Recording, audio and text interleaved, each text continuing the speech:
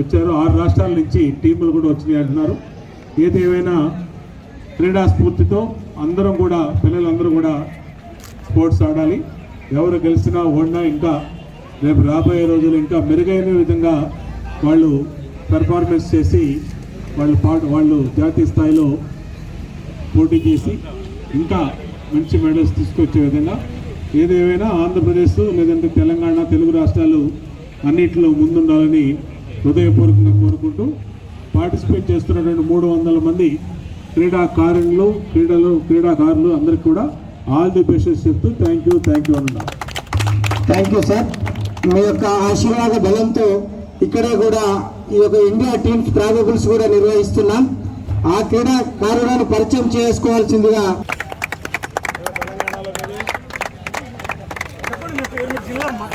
జిల్లా పేరు చెప్పండి. మీ జిల్లా పేరు చెప్పండి. సారు మనకు పూర్వపు మంత్రివర్యులు.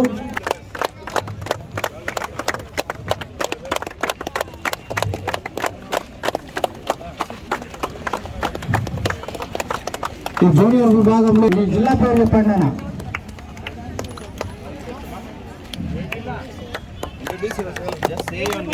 మీ పేరు మీ జిల్లా పేరు చెప్పండి.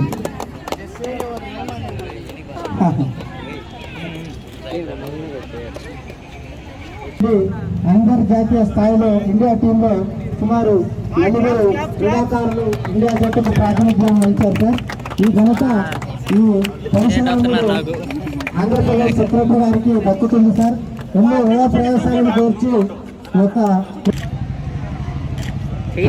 బాయ్స్ టీం కూడా ఫోటో సెషన్కి సెమీ సర్కిల్ కూర్చోబెట్టండి. అక్కడ తెలంగాణ పాండిచేరి ప్లీజ్.